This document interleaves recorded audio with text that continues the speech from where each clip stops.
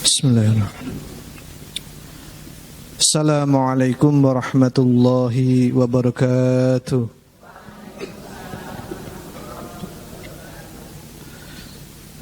Innal hamdalillah nahmaduhu wa nasta'inuhu wa nastaghfiruh wa na'udzu billahi min shururi anfusina wa min sayyiati a'malina. May yahdihillahu fala mudilla lahu wa may yudlilhu fala hadiyalah. Asyhadu an la ilaha illallah wa asyhadu anna Muhammadan abduhu wa rasuluh. Allahumma shalli wa sallim ala Muhammad wa ala alihi wa ashabihi wa man tabi'ahum bi ihsanin illa yaumil qiyamah. Amma ba'du, ya ayuhan nas, usikum wa iyaya bitaqwallah faqad fazal muttaqun. Kama qala ta'ala, ya ayyuhalladzina amanu taqullaha haqqa tuqatih wa la tamutunna illa wa antum muslimun. Wa qala Rasulullah sallallahu alaihi wasallam, ittaqillaha haitsu ma kunta wa adbing sayyatal hasanata tamhuha wa khaliqin nasa bi khuluqin hasanin. Wa qala idan man salaka tariqan yaftahi fihi ilman salaqallahu bihi tariqan ilal jannah. Hadirin Bapak Ibu kaum muslimin, jamaah majelis taklim yang mudah-mudahan senantiasa Allah berkahi dan Allah rahmati. Alhamdulillah, mari tidak henti-hentinya senantiasa kita bersyukur atas seluruh limpahan kenikmatan, atas seluruh limpahan kebaikan-kebaikan yang senantiasa Allah berikan di dalam lini kehidupan kita. Termasuk kenikmatan pada sore hari ini, sesuatu nikmat yang sangat luar biasa. Tidak ada kenikmatan yang sangat atau lebih dicintai oleh Allah Subhanahu wa taala ketika kita bisa bermajelis ilmu. Maka di saat orang yang beriman, setelah nikmat yang Allah berikan di dalam kehidupan kita, maka potensi orang yang beriman itu satu, yaitu merubah setiap kenikmatan menjadikan ketaatan-ketaatan kita di jalan Allah. Begitu banyak nikmat yang kita dapatkan dan kita terima sampai saat ini, sampai setua ini. Kalau bapak-bapak, ibu-ibu, sampai setua ini, nikmat yang Allah berikan itu luar biasa. Tapi yang menjadikan pertanyaan kita, sampaikah nikmat yang Allah berikan itu pada puncak tambahan kenikmatan-kenikmatan yang lain, terutama kenikmatan kelak pada saat kita menghadap Allah Subhanahu wa taala. Ini yang menjadikan bahan pemikiran di dalam kehidupan kita. Karena di saat kenikmatan yang Allah berikan justru hanya berbuah kepada pintu kemaksiatan, hanya berbuah kepada pintu dosa, maka sesungguhnya kenikmatan yang Allah berikan kepada kita ini justru akan menjadikan penderitaan yang panjang, akan menjadikan sesuatu yang sangat menyakitkan, akan menjadikan sesuatu yang sangat mengerikan di dalam kehidupan kita nanti, naudzubillah, di saat kenikmatan yang Allah berikan kepada kita selama ini, tetapi kenikmatan itu tidak digunakan untuk taat kepada Allah Subhanahu wa taala. Inilah yang menjadikan kunci. Maka potensi orang yang beriman itu adalah satu, merubah kenikmatan menjadikan ketaatan. Di mana Rasulullah menyampaikan bahwasanya gambaran orang yang diberikan nikmat oleh Allah, tetapi kenikmatan itu tidak menghantarkan kepada ketaatan, maka itu adalah yang disebut dengan istidraj. Istidraj nggih. Qala idza ra'aitallahu yubtil 'abda minad dunya 'ala ma'asihi ma yuhibbu fa inna ma huwa istidraj. Ketika Allah memberikan nikmat kepada seorang hamba, tetapi seorang hamba tadi justru berbuat maksiat dengan nikmat yang Allah berikan, fa inna ma huwa istidraj. Maka ketahuilah bahwa sesungguhnya itu adalah istidraj. Inilah yang menjadikan kita berbenah diri di setiap saat dan waktu kita. Mudah-mudahan kenikmatan yang kita terima selama ini menjadikan tambahan kenikmatan kita, menjadikan tambahan ketaatan kita kepada Allah Subhanahu wa taala, dan senantiasa kita berupaya untuk menjadi orang yang bersyukur, sampai kesyukuran itu mendatangkan keridhaan Allah Subhanahu wa taala, sampai kesyukuran itu dengan ditambahnya kenikmatan-kenikmatan yang lain, baik dalam kehidupan dunia maupun dalam kehidupan di akhirat. Salawat serta salam semoga senantiasa terlimpahkan kepada junjungan kita, teladan kita, Nabi besar Muhammad sallallahu alaihi wasallam, seorang nabi dan seorang rasul yang diutus oleh Allah Subhanahu wa taala ke dunia ini untuk menjadikan suri teladan di dalam kehidupan kita. Ayo kita buktikan cinta kita kepada Rasul adalah cinta yang murni, bukan cinta yang imitasi. Setelah kita menyatakan cinta kepada Rasulullah, ayo ikuti apa yang menjadikan sunnah-sunnah yang telah beliau contohkan, telah beliau kerjakan di dalam kehidupan di dunianya, sehingga kita mampu untuk mengikuti sedikit demi sedikit sampai adanya kesempurnaan di dalam sunnah kita, sehingga apa yang kita harapkan yaitu syafaat kelak pada saat di yaumul qiyamah, mudah-mudahan kita senantiasa mendapatkannya. Amin ya rabbal alamin.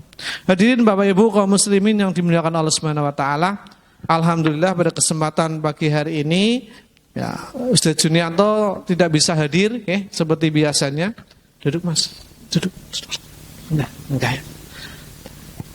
Disebabkan ada sesuatu, ada urusan yang harus segera diselesaikan, maka kami diutus untuk menggantikannya. Paling tidak sudah pernah lagi bungi.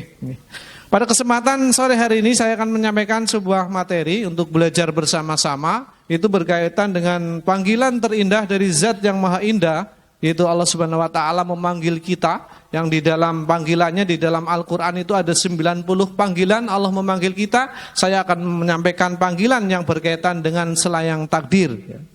Allah memanggil kita di dalam Al-Qur'an itu ada dua hal yang menjadikan kebaikan di dalam kehidupan kita. Panggilan Allah yang pertama pasti berupa perintah.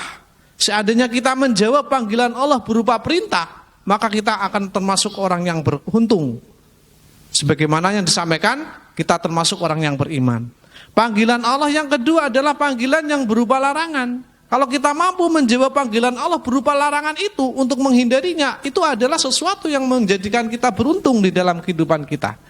Maka disinilah pentingnya panggilan Allah Subhanahu wa taala yang telah Allah firmankan di dalam Al-Qur'an itu untuk menjadikan pegangan di dalam kehidupan kita supaya kita itu tidak terlena dengan apa yang diharapkan oleh Allah Subhanahu wa taala. Maka pada kesempatan kali ini panggilan yang akan kami sampaikan pada kesempatan sore hari ini itu berkaitan dengan selayang takdir. Allah memanggil kita dalam Quran surat Ali Imran ayat 156. Quran surat Ali Imran. Allah mengawali panggilannya dengan ya ayyuhalladzina amanu. Hei orang-orang yang beriman. Nah panjenengan dipanggil Gusti Allah, hei orang-orang yang beriman, panjenengan jawabin apa? Hei gitu. Ini panggilan buat orang yang beriman. Maka orang yang beriman itu akan tergugah hatinya, jane Gusti Allah manggil apa kepada saya? Karena saya itu beriman. Allah itu manggil apa kepada saya? Seorang ibu memanggil kepada anaknya, hei nak. Pasti ada sesuatu yang hendak ingin ibu sampaikan kepada anaknya. Itu panggilan manusia. Kalau panggilan Allah adalah panggilan Zat yang di situ memberikan rezeki kepada kita, Zatnya menghidupkan kita, yang memberikan segalanya pada kita. Kenapa panggilan itu tidak direspon di dalam kehidupan di dunia ini setelah Allah memanggil seorang yang beriman? Maka ini adalah salah satu panggilan terindah yang Allah berikan kepada orang yang beriman. Ya ayyuhalladzina amanu, hai orang-orang yang beriman. La takunu, apa kata Allah? Janganlah kamu seperti kalladzina kafaru, orang-orang yang kafir atau orang-orang yang munafik. Yang pada saat itu adalah tokoh munafik internasional adalah Abdullah bin Ubay bin Salul. Pada saat itu, pada saat di Madinah, Abdullah bin Ubay bin Salul itu menjadi tokoh munafikun. Dia mengaku Islam, tapi justru merongrong Islam dari dalam.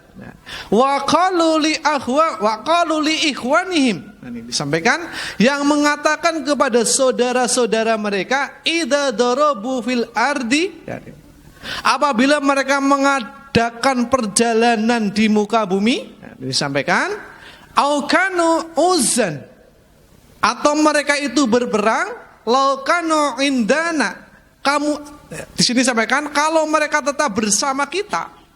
Abdullah bin Ubay bin Salul itu menyampaikan, nek ora milu perang, nek ora milu bersyafar mengikuti perang, maka kata Abdullah bin Ubay bin Salul tadi, kamu akan tetap bersama kita, kamu tidak akan dibunuh, kamu tidak akan terbunuh.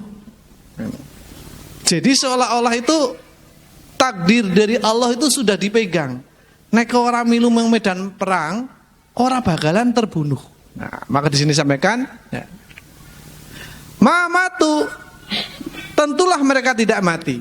Wa ma qutilu, dan di sini disampaikan akibat dari perkataan yang mereka yakini itu, ya, liyaj'alallahu dzalika, yang demikian itu Allah menimbulkan hasratan fi qulubihim, rasa penyesalan yang sangat di dalam hati mereka. Wallahu yuhyi, Allah menghidupkan, wa yumitu, dan Allah mematikan.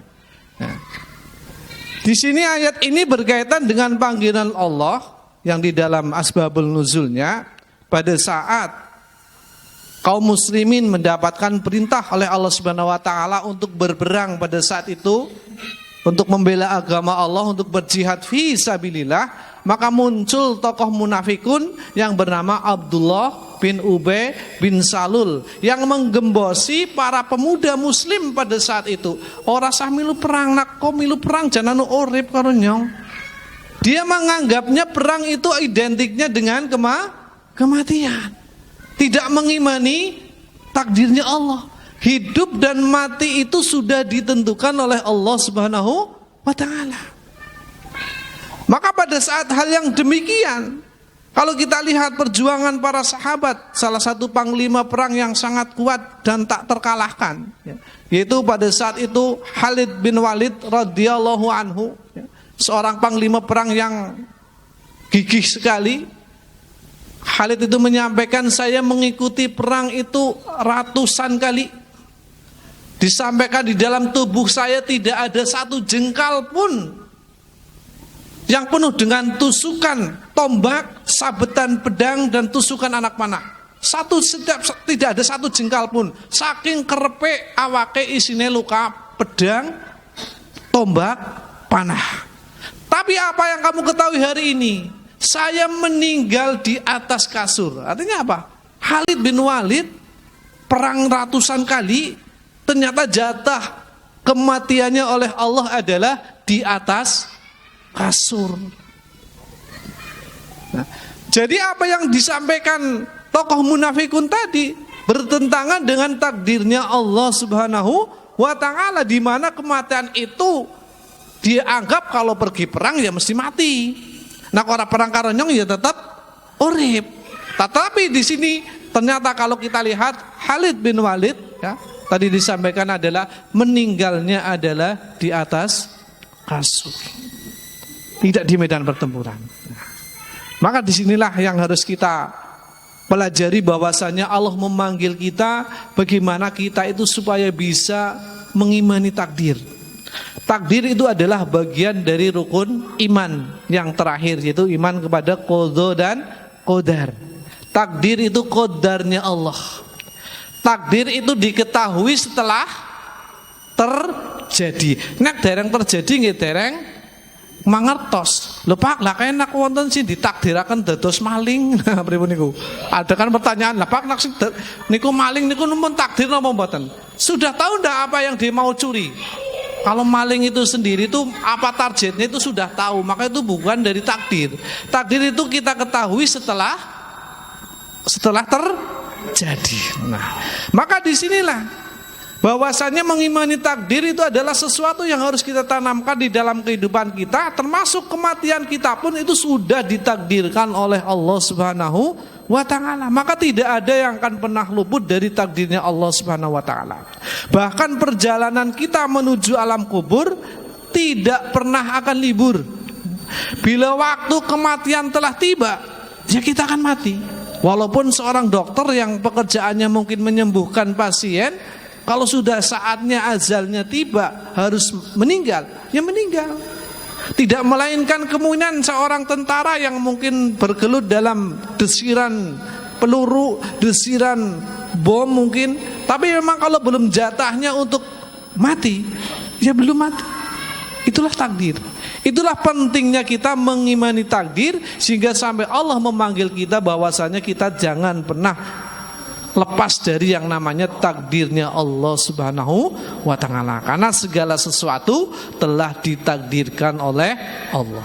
Rasulullah menyampaikan di dalam hadis riwayat Imam Ahmad, qala innallaha azza wa jalla, Rasulullah bersabda, sesungguhnya Allah azza wa jalla qad wakala birrahimi, ya, mengirim malaikat pada setiap rahim malakan fayaqulu, dan malaikat itu berkata, ai Robbi nutfatun, wahai Tuhan nutfah, ai Robbi ngalakotun, wahai Tuhan ngalakoh, ai Robbi mudkhatun, wahai Tuhan mudkhah. Nah, di sini disampaikan wa idza aradallahu azza wa jalla ayyaqdiya khalqaha, jika Allah azza wa jalla hendak menentukan takdir pada makhluknya, qala yaqulu ay Rabbi, kata Anas bin Malik, wahai Tuhanku, dzakarun au unsa, laki-laki ataupun perempuan, sakiyun au sakidun, ya.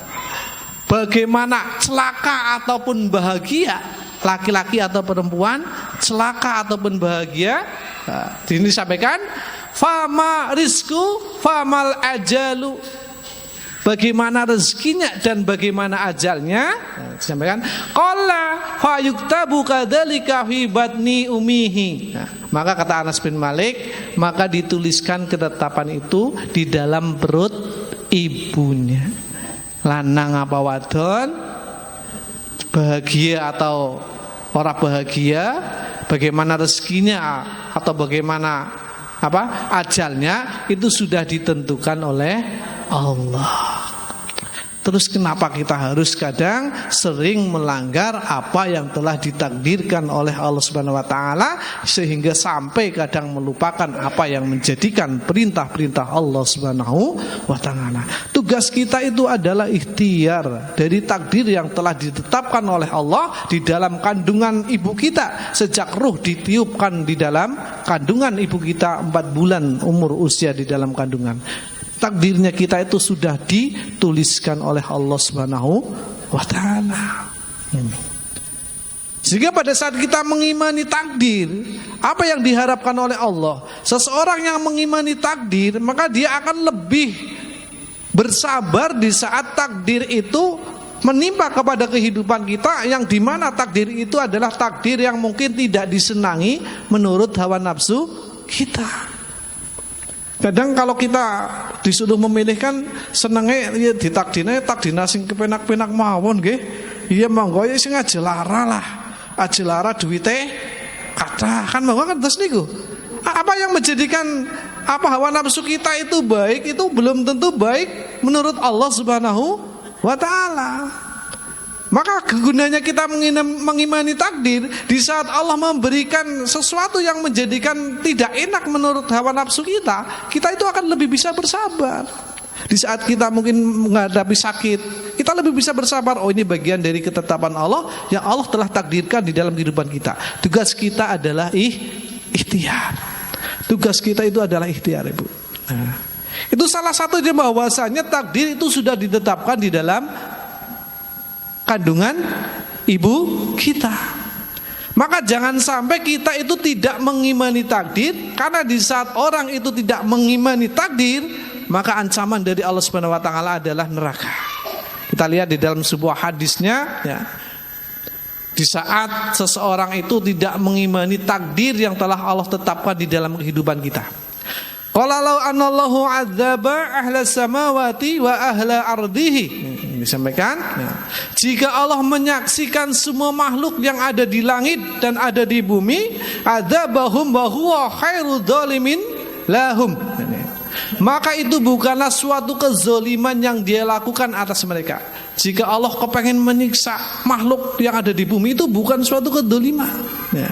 Walau rahimahum kanat rahmatuhu khairalahum min a'malihim.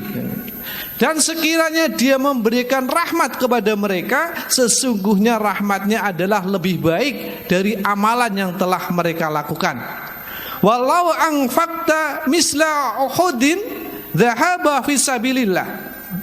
Jika engkau bersedekah dengan emas sebesar gunung Uhud di jalan Allah, maqabilahullahu minka hatta tu'mina bil qaddar. Maka Allah tidak akan menerimanya hingga engkau beriman dengan takdir. Jadi iman terhadap takdir itu harus melekat di dalam kehidupan kita. Sampai disampaikan sedekah di jalan Allah sebesar gunung Uhud, kalau kita tidak mengimani takdirnya Allah, maka itu tidak akan diterima oleh Allah Subhanahu wa ta'ala. Wa ta'lama anna ma asabaka law taquli yukhti'aka. Disampaikan, dan engkau mengetahui bahwa apa saja yang ditakdirkan menjadikan bagianmu tidak akan meleset darimu. Nek wis dadi jatahe dhewek ora bakalan keliru maring wong liya. Ora bakalan keliru maring siapalah kalau sudah menjadi jatahnya kita. Tapi sebaliknya, wa anna ma akhta'aka lam yaku liyusibaka. Dan apa yang tidak ditakdirkan menjadi bagianmu, maka tidak akan kita dapatkan. Nah, kudu jatahe dhewek ya ora, makanya kadang kita itu sering melihat orang iri dengan rezeki orang lain, iri dengan posisi orang lain. Kenapa? Kalau milik kita, pasti kita akan juga mendapatkan. Kalau tidak memiliki kita, kenapa kita harus membenci? Kenapa kita harus memiliki pemikiran yang di situ seolah-olah mungkin tidak menerima dengan rezeki orang lain? Kayak wong kok rasane seneng terus apa nih ya ora tahu bingung. Itu kan kadang prediksinya kita. Iya. Tadi disampaikan kalau sudah menjadi jatahnya kita tidak akan meleset.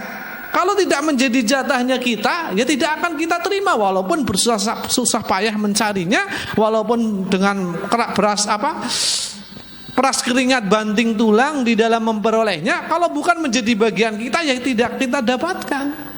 Karena itu adalah bagian takdir. Wallahu muta'ala khairin hadala dakhaltan nar. Nah, ini disampaikan.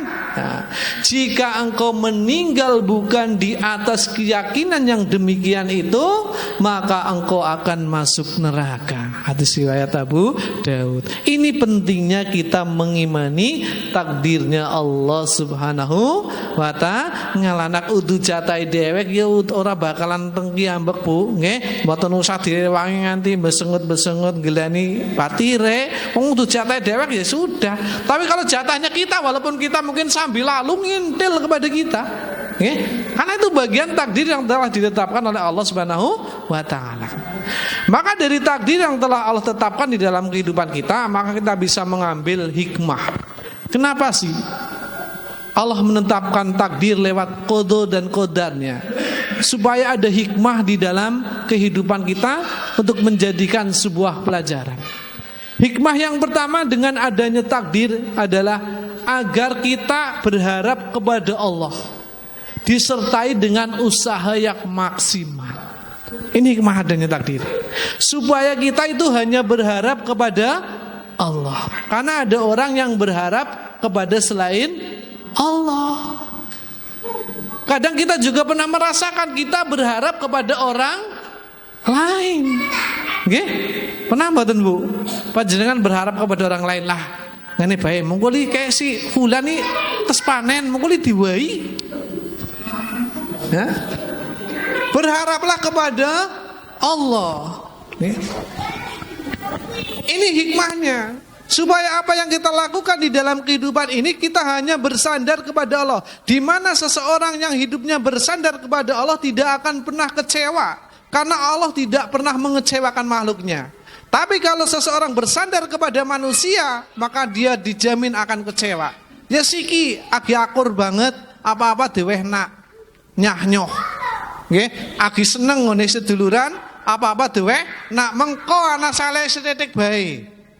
Nah, itu orang yang bersandar kepada manusia, bersandarlah kepada Allah sehingga kita tidak akan pernah kecewa. Ini hikmahnya, kita berharap kepada Allah diimbangi dengan yang namanya ikhtiar atau usaha maksimal. Saya kepengen mendapatkan rezeki yang banyak, ikhtiarnya bagaimana? Selain doa kepada Allah, diikhtiari dengan mungkin tenaga kita. Jangan nanya lah harus takdir Gusti Allah yang dadi wong miskin ya miskin betok nikmati baik.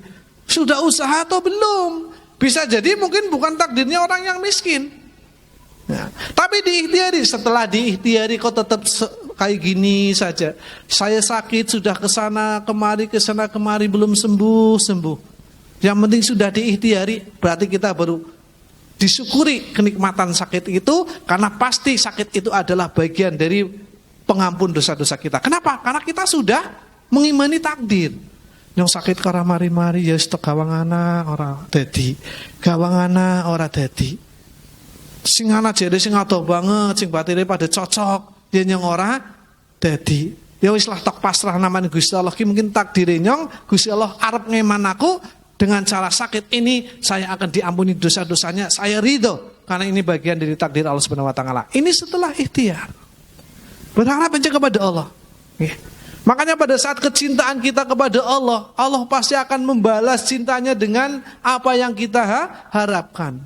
Di saat cintanya kepada manusia, suatu saat terjadi perbedaan hawa nafsu saja, maka bisa jadi kecintaan itu luntur di tengah perjalanan. Itulah salah satunya bersandarnya kita adalah kepada Allah Subhanahu wa ta'ala, jangan panah pada yang lain. Walaupun mungkin lantaran orang lain, jangan pernah dijadikan sebuah sandaran, tapi itu dijadikan sebuah wasilah. Oh rezeki nyong lewat lantaran si fulan, oh rezeki saya lewat lantaran si fulan. Itu seperti itu. Lah nyonak orang anak kayaknya kayaknya orang urip. Pernah mendengar kayak gitu? Pernah? Nyonak orang anak si fulan kayaknya orang nganti tuane semene ki nganti dadi wong kayak kiye. Nah itu namanya sesuatu yang berlebihan dan di situ harus kita hindari hal yang semacam itu. Kita berharap apa yang kita dapatkan mungkin walaupun lewat orang lain itu adalah sebagai wasilah dari Allah kepada kita lewat orang tersebut. Itu yang pertama hikmah dari mengimani takdir. Yang kedua menumbuhkan rasa sabar. Menumbuhkan rasa sabar atas kehadiran masalah dan luputnya sesuatu. Dengan kita mengimani takdir, maka rasa sabar kita itu akan tumbuh. Sabar kita itu akan muncul. Kesabaran kita akan terlihat di saat kita mendapatkan takdir yang tidak mengenakan menurut hawa nafsu kita. Maka kesabaran itu akan muncul. Di saat kita mungkin memiliki rezeki sedikit atau dalam kondisi yang mungkin uangnya sedikit, pas-pasan sekali, hanya hari ini untuk hari ini, besok untuk hari besok, maka kesabaran itu akan muncul dengan kita mengimani takdirnya Allah Subhanahu wa taala. Sini hikmah yang kita dapatkan dari takdir yang telah Allah berikan. Karena kita itu tempatnya diuji oleh Allah Subhanahu wa taala. Jangan pernah takut dengan yang namanya ujian. Kita dunia itu adalah tempatnya ujian. Jangan sekalipun pernah merasa takut. Tapi takutlah jika ujiannya Allah berikan kepada kita, Allah tidak menolong kita. Itu yang kita takutkan. Selama Allah menolong kita, ujian itu adalah bagian dari ibadah yang dapat kita peroleh di saat kita itu mengimani takdir berupa ujian yang tidak menyenangkan, karena itu adalah bagian sudah dari takdirnya Allah Subhanahu wa taala. Karena kita pasti akan diuji. Dan kita berharap setelah adanya ujian, pertolongan Allah itu dekat dalam kehidupan kita. Itu yang menjadikan motivasi kita di saat menghadapi apapun, problematika apapun di dalam kehidupan ini. Baik dalam kondisi rumah tangga, rezeki sampai mungkin kondisi fisik kita yang kadang diberikan sakit. Kalau kita itu hanya meminta harapan, saya tidak masalah diuji oleh Allah, tapi saya akan bermasalah jika ujian itu tidak ditolong oleh Allah Subhanahu wa taala. Itu akan semakin kita kuat menjalani kehidupan di dunia ini. Karena kita tempatnya diuji. Semakin beriman, ujian itu akan semakin besar. Semakin panjenengan tahu ilmu, panjenengan akan semakin diuji oleh Allah Subhanahu wa taala. Di saat belum tahu ilmu tentang menutup aurat, orang yang tidak menutup aurat itu biasa-biasa saja. Tapi setelah mengetahui ilmu tentang menutup aurat, itu akan menjadikan ujian yang terbesar. Itulah yang menjadikan kita harus tetap semangat di saat kita mengimani takdirnya Allah Subhanahu wa taala yang tidak menyenangkan menurut hawa nafsu kita. Kita harus berpikir, tidak jadi masalah ujian ini, yang penting Allah menolong kita di dalam ujian tersebut. Itu yang kedua. Yang ketiga, menjadikan kita itu sebagai pribadi yang kuat, tidak sombong. Dengan kita mengimani takdir, kita itu akan semakin kuat dan semakin tidak menyombongkan diri. Karena bahwasanya setelah takdir kita Allah tetapkan dalam kehidupan kita, keadaan kita itu tinggal satu, pasrah kepada Allah. Mana mungkin orang yang pasrah akan muncul kesombongan.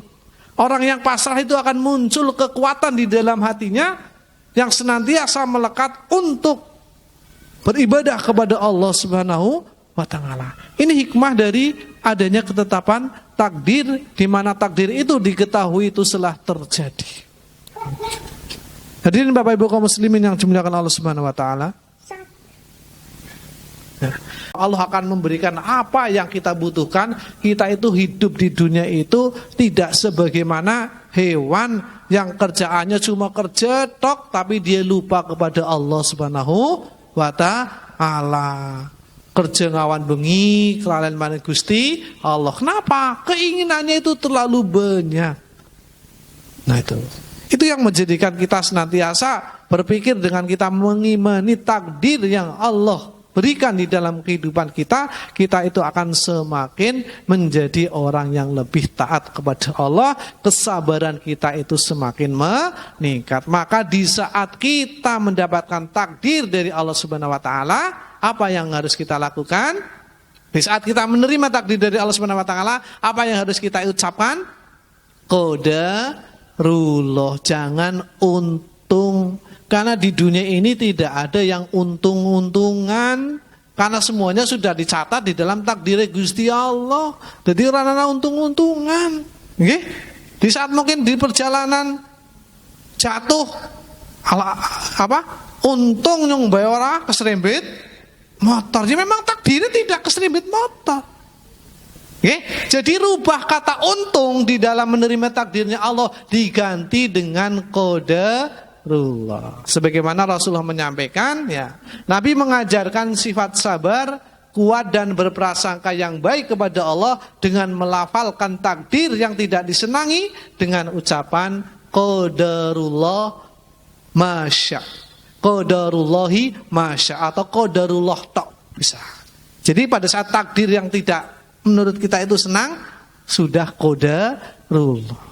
Okay? Jadi tidak ada istilah untung-untungan. Hidup kita itu tidak untung-untungan, tapi sudah ditentukan oleh takdirnya Allah sejak kita di kandungan ibu kita umur 4 bulan. Jadi orang langsung untungan ninggalnya ben tahun 2030 ya, pada saat mungkin sekarang di pinggir jalan keserempet untung baik, nah wis genah takdirnya ben misalnya. Artinya apa? Lisan kita itu jangan dibiasakan menyampaikan pada saat menerima takdir dari Allah itu dengan kata untung, karena di hidup kita tidak ada yang untung-untungan, tapi qadarullah. Siap Bu? Siap? Di saat panjenengan lagi ngasasai kon dilalah piringe pecah, ya wis qadarullah. Kon dilalah samparane ora kegigalan, qadarullah. Untung bae angger nyong ora lunga. Untung bae nyong ora lunga jan. Kan kayak gitu nggih. Itu sudah qadarullah, ucapan qadarullah, alhamdulillah itu sudah qadarullah. Saya sehingga digerakkan hatinya untuk pergi nak ora saya kegigalan genteng misal. Okay? Itu bukan bagian dari untung-untungan, tapi sudah qadarullah, qadarnya Allah Subhanahu wa ta'ala. Hadirin Bapak Ibu kaum muslimin yang dimuliakan Allah Subhanahu wa ta'ala.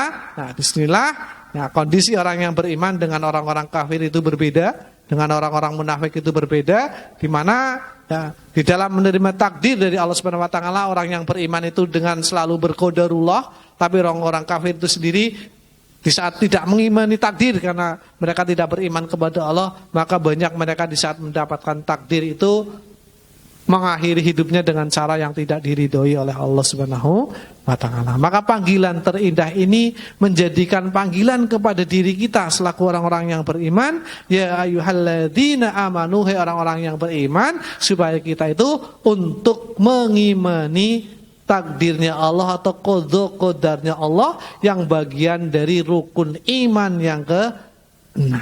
Dan takdir itu dapat kita mengerti setelah terjadi. Setelah terjadi. Kalau ada pertanyaan, nah itu bagaimana dengan pencuri? Apakah sudah ditakdirkan oleh Allah daripada saat dia mencuri mengerti atau tidak? Mengerti ngesuk kayak jam esok kan wong enu sepi loh, ngerti kok. Nah, maka itu bukan bagian dari takdir, tapi itu bagian dari kemaksiatan yang dia lakukan setelah dia diberikan kehidupan di dunia. Justru kenikmatan yang dia punyai berbuah kepada kemaksiatan. Maka bukan keuntungan yang akan didapatkan, tapi justru yang didapatkan adalah kerugian yang besar. Itu Bapak Ibu, gambaran tentang mengimani takdir yang ada.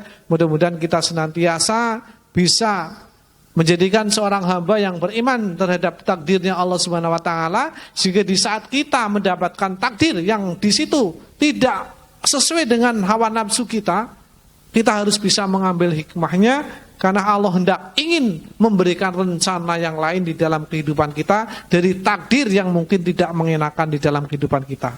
Setelah kita mengimani takdir yang Allah berikan di dalam kehidupan kita, maka sifat kesabaran kita itu akan muncul.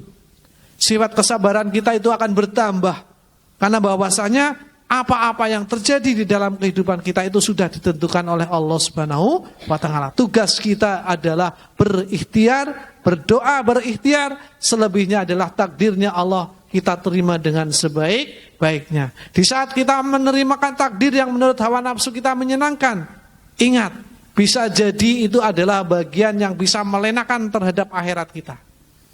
Di saat Allah memberikan kedudukan yang kita yang tinggi, ingat, bisa jadi kedudukan itu bisa menjebak kehidupan kita. Naudzubillah, ternyata dengan kedudukan itu menjadikan sebab dimasukkan ke dalam neraka. Kenapa? Dengan kedudukan itu justru ujungnya adalah kemaksiatan. Ingat, di saat Allah memberikan harta yang banyak di dalam kehidupan manusia, tetapi harta itu hanya untuk menuntun kepada pintu kemaksiatan, bukan pintu di jalan Allah Subhanahu wa Ta'ala, maka apa yang Allah berikan berupa takdir, kekayaan itu justru akan menjadikan sebab bencana di dalam kehidupan setelahnya nanti. Inilah gunanya kita mengimani takdir yang telah Allah tetapkan. Mudah-mudahan kita semua bisa maksimal di dalam menerima takdir yang Allah berikan ini dengan keikhlasan, kesabaran, sehingga akan membuahkan hati merasa tenang. Karena sekuat dan sehebat apapun manusia, tidak ada yang pernah lolos dari takdirnya Allah Subhanahu wa Ta'ala. Dan kita tidak akan pernah tahu takdirnya kita, kematiannya kita kapan. Oke, banyak sekali kejadian-kejadian yang kemarin, ya. Kemarin tanggal 22 itu di Purbalingga itu ada orang yang ditakdirkan meninggal sedang jugit-jugit itu, naudzubillah, ada. Nah, potensi kita bagaimana supaya takdirnya Allah, kita kepengen meninggal dalam kondisi yang baik, dalam kondisi yang husnul khotimah, itu sesuai dengan apa yang kita kerjakan di dalam kebiasaan kita sehari-hari. Kepengen matinya kita itu sedang sholat, perbanyaklah sholat. Kepengen meninggalnya kita sedang mengaji, rajin-rajinlah mengaji. Kepengen meninggalnya kita sedang beramal kebaikan, berbanyaklah amal kebaikan. Itu adalah sesuai dengan apa yang kita kerjakan. Mungkin ini Bapak Ibu yang dapat kami sampaikan untuk materi pada kesempatan sore hari ini. Mudah-mudahan ada tambahan ilmu, ada tambahan kekuatan hati kita, sehingga kita bisa merespon apa yang menjadikan takdir Allah Subhanahu wa Ta'ala bagian dari kehidupan kita, sehingga kita terima baik takdir yang telah Allah tetapkan. Mungkin ini yang dapat kami sampaikan. Monggo yang mau ditanyakan. Tanyakan. Yes, bentar. Sekitar Pak.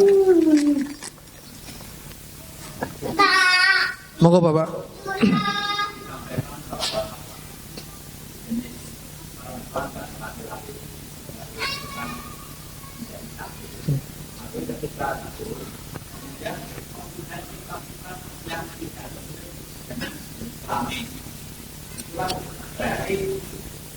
Dari katakan alamat akhir, tapi saya benar kalau menurut kesehatan itu kan sebetulnya hormon tertentu yang menjadikan sifatnya berubah.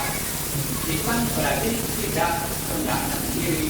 Itu termasuk alamat akhir atau tidak. Yang selanjutnya, ketika mempunyai jenis kelamin tertentu kemudian operasi jadi jenis kelamin yang berbeda, dan alamat akhir atau tidak? Baik, bismillah, wassalatu wassalamu ala rasulillah. Saya jawab sesuai kemampuan saya, nggih. Tadi pertama berkaitan dengan hormon tadi, nggih. Hormon, sehingga ya mungkin simpelnya lanang tapi pola tingkai kayak wadon kata tinggal lagi. Lah di situ masih ada kesempatan ikhtiar. Masih ada kesempatan ikhtiar atau tidak? Kan masih hidup, kan ada kesempatan ikhtiar. Allah itu memberikan jalan bagaimana manusia itu melakukan sesuai dengan kodratnya. Maka ada yang namanya ikhtiar. Insya Allah kalau diikhtiari dengan serius dan tidak ada keinginan untuk hal yang semacam itu, paling tidak akan bisa memposisikan kodratnya saya wong lanang, apa kodratnya saya wadon. Insya Allah kalau sudah diikhtiari, wallahu alam, setelah diikhtiari kok tidak berubah, wallahu alam, saya juga tidak tahu ikhtiarnya sudah sampai tingkat apa.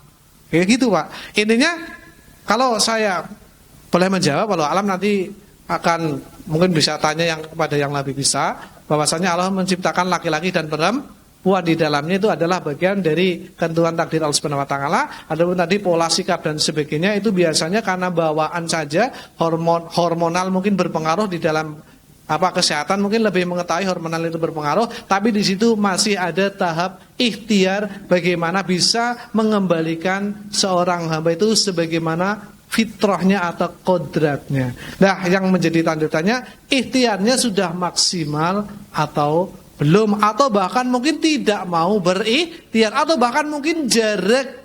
Kadang kan banyak sekali yang jarak, melawan apa yang menjadi ketentuannya, malah ya kepengennya nyong sing kayak gitu. Kadang seperti itulah masing-masing nanti walau alam secara itu secara detailnya sudah ikhtiar secara maksimal atau belum. Itu seperti itu. Ya, kalau melihat dari dalil-dalil yang ada, yang dijumpai ya adanya laki-laki dan perempuan. Terus yang kedua berkaitan dengan operasi, ya otomatis melanggar kodrat. Melanggar kodrat otomatis. Bahkan mungkin di dalam tubuh kita pun kalau ada sesuatu yang di situ melangkai dari ciptaannya Allah, itu pun juga melanggar kodrat. Makanya ya salah satu gambarnya saja dengan hadis menggambar itu sendiri, menggambar makhluk itu sendiri, ancamannya apa? Di hari kiamat itu akan disuruh mengisi nyawa. Subhanallah, kalau sampai ke situ, medeni temen gue, iya genan kayak gitu.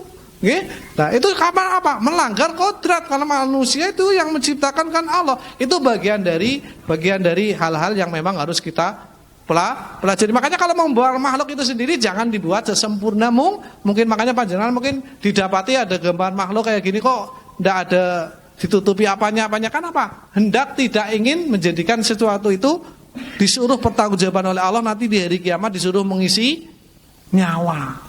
Nah, itu salah satunya hal yang semacam itu. Otomatis tadi yang kedua ya jelas melanggar kodrat, tidak menerima dengan takdirnya Allah Subhanahu wa ta'ala.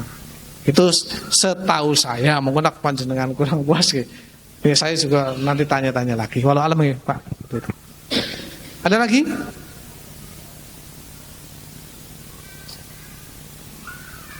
Cukup Bapak Ibu? Cukup nggih?